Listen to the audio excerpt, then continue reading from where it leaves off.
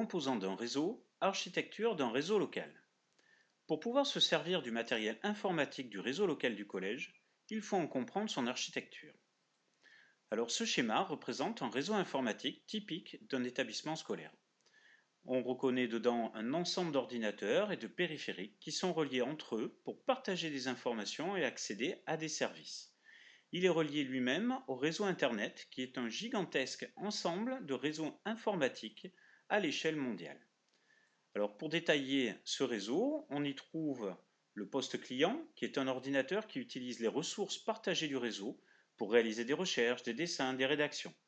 Il est connecté au réseau par l'intermédiaire d'une carte réseau qui peut être avec ou sans fil. Ensuite, on y trouve le switch. C'est un commutateur réseau qui permet l'interconnexion d'appareils communicants, d'ordinateurs, de serveurs, de périphériques reliés à un même réseau physique. Ensuite, on y trouve des câbles réseau Ethernet RJ45 qui permettent de connecter tous les périphériques du réseau au switch par l'intermédiaire de leur carte réseau. Ensuite, on trouve des imprimantes réseau. L'imprimante réseau permet d'imprimer sur du papier une image ou un texte contenu dans l'ordinateur. Elle est connectée directement au réseau par l'intermédiaire du switch, ce qui lui permet d'être accessible par tous les ordinateurs reliés à ce réseau. Certaines imprimantes réseau disposent même du Wi-Fi, ce qui leur permet de joindre le réseau sans fil. On y trouve aussi le routeur Internet Wi-Fi qui distribue une connexion Internet aux différents périphériques, notamment les postes clients du réseau lorsqu'ils en ont besoin. Ils communiquent par câble RJ45 ou sans fil par Wi-Fi. Ensuite, on trouve tous les ordinateurs portables, les tablettes, les smartphones, qui sont des clients qui peuvent accéder à certaines ressources du réseau, comme la connexion Internet ou les imprimantes réseau, en se connectant sans fil au routeur Wi-Fi ou à une borne Wi-Fi dédiée. Ensuite, on trouve tous les serveurs.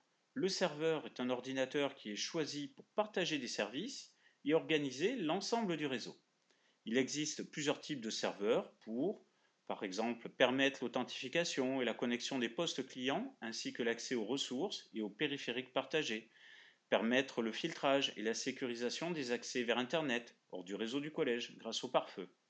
Ensuite, on trouve à l'extérieur du réseau local les serveurs web, qui sont de gros serveurs qui hébergent les sites web que nous consultons sur le réseau Internet. Ils sont installés un peu partout dans le monde, dans des data centers ou fermes de serveurs, regroupant des milliers de serveurs web. Enfin, dans le réseau Internet, on trouve des environnements numériques de travail, qui sont des espaces numériques de travail personnalisables, comme Argos, qui est l'ENT de l'Académie de Bordeaux. Pour pouvoir se servir du matériel informatique du réseau local, il faut en comprendre son fonctionnement. Alors voici plusieurs exemples.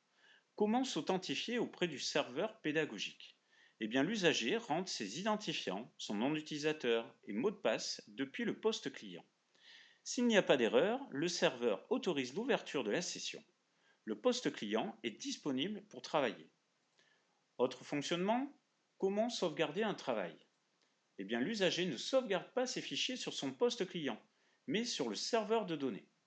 Il pourra ensuite ainsi retrouver tous ses travaux sur n'importe quel poste du réseau. Autre exemple, comment imprimer son travail? Eh bien, l'usager imprime son travail en choisissant l'imprimante réseau, elle-même visible dans tout le réseau du collège. Enfin, comment accéder à un site internet? Eh bien, l'usager rentre l'URL, l'adresse du site dans son navigateur web, le serveur internet proxy examine la requête et accepte la connexion au site si celui-ci est autorisé.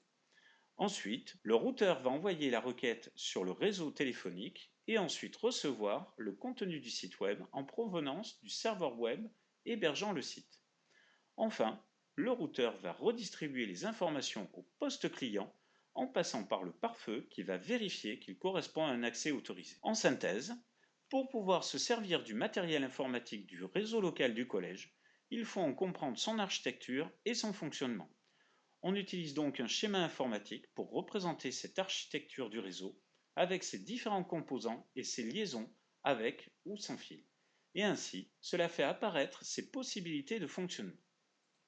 À retenir, un réseau est un ensemble d'équipements électroniques, des ordinateurs, des imprimantes, des serveurs, des routeurs, des switches, interconnectés avec des câbles réseau ou avec des technologies sans fil comme le Wi-Fi et le Bluetooth, et capables de communiquer des informations et de partager des périphériques.